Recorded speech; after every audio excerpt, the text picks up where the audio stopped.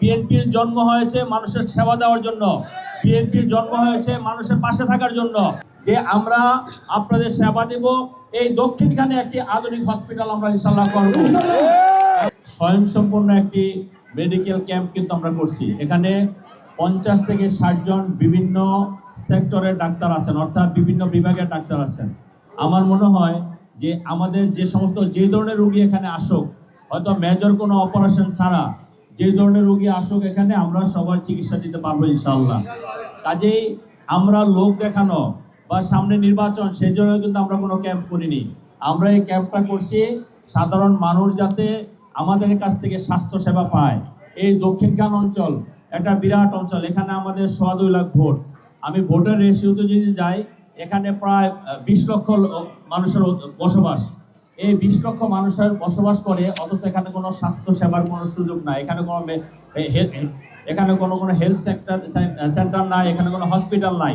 আমি আপনাদেরকে একটি কথা বলতে চাই, গত 27 তারিখ আমাদের নেতা বিএনপির চেয়ারম্যান জনাব তারেক রহমান সাহেব উত্তরা এসেছিলেন, আপনাদের উদ্দেশ্যে বক্তব্য দিয়েছেন।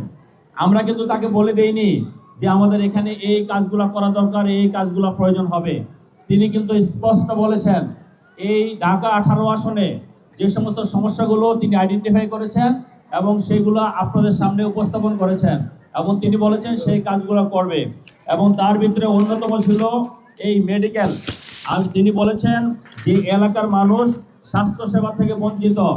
আপনারা যদি বিএনপিকে নির্বাচিত করেন, ইনশাল্লাহ এই এলাকায় স্বাস্থ্য সেবার জন্য সর্বোচ্চ দায়িত্বশীল ভূমিকা রাখা হবে বিএনপির পক্ষ থেকে, সরকারের পক্ষ থেকে।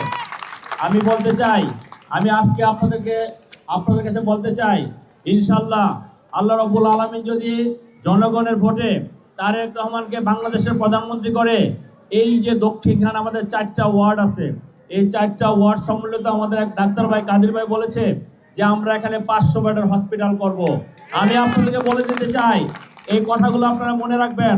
বিএনপির জন্ম হয়েছে মানুষের সেবা দেওয়ার জন্য, বিএনপির জন্ম হয়েছে মানুষের পাশে থাকার জন্য।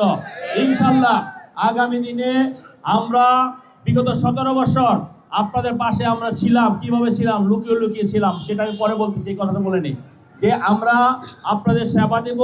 এই দক্ষিণখানে একটি আধুনিক হসপিটাল আমরা ইনশাল্লাহ করব, এবং আমাদের কোনো সন্তান সম্ভাবনা মা বা বোন যখন রাস্তা দিয়ে যায়, রাস্তাঘাটের কি বেহাল অবস্থা আপনারা দেখতে পেয়েছেন। আমরা এই 17 বছর এখানে কোনো ডেভেলপমেন্ট ওয়ার্ক হয়নি। আমরা ইনশাল্লাহ জনগণের ভোটে নির্বাচিত হয়ে এই অত্র এলাকার না, শুধু ঢাকা 18 আসনের প্রতিটি এলাকার মানুষের সাথে পরামর্শ করে যখন যেই কাজটা প্রয়োজন মানুষের কল্যাণে, আমরা সেই কাজটা করবো ইনশাল্লাহ। এবং আমরা মনে করি আমাদের কিছুদিন সময় দেওয়ার পরে স্বাস্থ্য সেবার জন্য আপনাদের আর কোনো বাহিরে যেতে হবে না।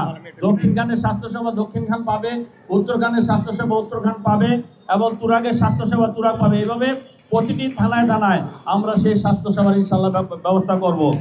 আপনারা দেখেছেন এই যে একটি মহামারী গেল, করোনা গেল, এই করোনার সময় কিন্তু যারা সরকারে ছিলেন তারা কিন্তু কোনো কাজ করেনি। আমরা বিরোধী দলে ছিলাম, আমাদেরকে পুলিশ দাবিয়েছে, আমাদের আইন শৃঙ্খলা রক্ষাকারী বাহিনী দাবিয়েছে, আমরা মামলা ছিল, ঘরে থাকতে পারিনি, তারপরে কিন্তু আপনাদের পাশে ছিলাম। আমাদের জিয়াউর রহমানের ফাউন্ডেশন নামে আমাদের ডাক্তাররা, আমাদের ড্যাবের ডাক্তাররা কিভাবে আপনাদের সহযোগিতা করেছে, এই এলাকার মানুষের সেটা মনে থাকা উচিত। আমি মনে করি আমাদের ধর্মই হলো সেবা, সেটা জিয়াউর রহমানের ফাউন্ডেশন নামে করি, আর ড্যাবের নামে করি, আর আমরা আমাদের পার্টি নামে করি। আমরা সবসময় আপনাদের সেবা দিতে চেষ্টা করি। আর যেহেতু ড্যাব এটা ডাক্তারদেরই একটা প্রতিষ্ঠান, এবং জিয়াউর রহমান ফাউন্ডেশনে আমাদের অনেক রকম ডাক্তাররাও সেখানে জড়িত। আমরা এই দুটি প্রতিষ্ঠানকে সমন্বয় করে আমরা বিগত দিনে আপনাদেরকে সেবা দিয়েছি।